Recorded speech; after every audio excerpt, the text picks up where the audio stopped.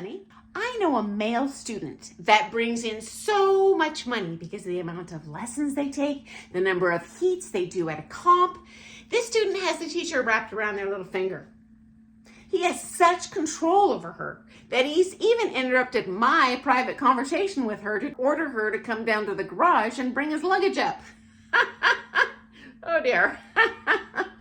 He regularly asks to get the heat list changed after they've been published at these big comps to accommodate his schedule. He needs to get home before it gets dark.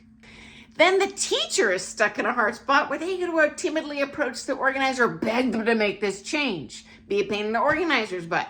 What's your experience with this behavior? Have you seen a teacher get so obsessed with that one student because of the money that they spend that they lose focus on the other students or just make continuous concessions to try and appease that student? Okay, number one, yes.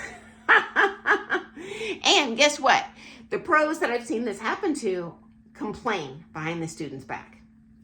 Number two, partially it's the teacher's fault, because you know what? Those pros that are complaining behind the student's back are the same ones that when that student showed up for their first private lesson were egging the front desk. Hey, what kind of car was she driving? Well, you know what? If you're a heat-seeking missile, don't be shocked if a firebomb comes your way. It's your fault. Okay, number three. Usually the students who spend the most money with the pro get a higher priority. It's just a reality because it is going to be a job for your pro, and they're going to prioritize what I call the higher volume clients. It's no different in the restaurant industry, for example. My understanding is that the majority of money that'll go into, say, a McDonald's is coming from a very small percentage of that McDonald's clientele. So they're going to focus on those ones that are going to compete 24 times a year and take 10 lessons a week. Okay, number four.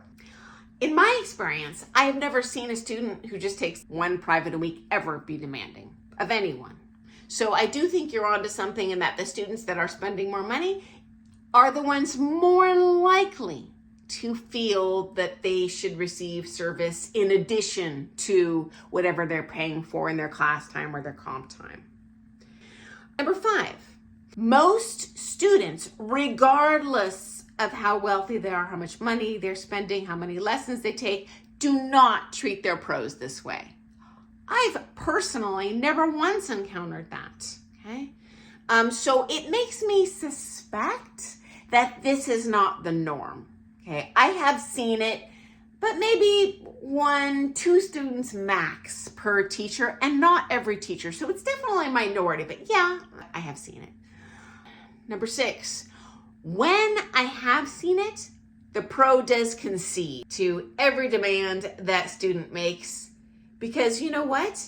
If that student quits, they're not going to make their rent payment because that student is now such a huge proportion of their income, and they're reliant on that income to make ends meet, take care of their wife and kids or whatever.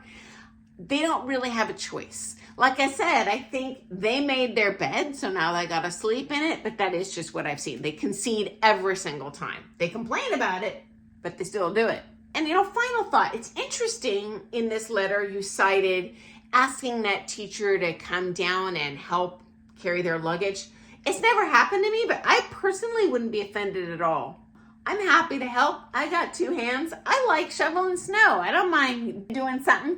And hey, I'm cheaper than a bellhop, but I probably would be like, can you wait just a second? I'm having a combo with so-and-so, or something like that, because I don't want to ignore all my other students. Okay, so hope that was insightful.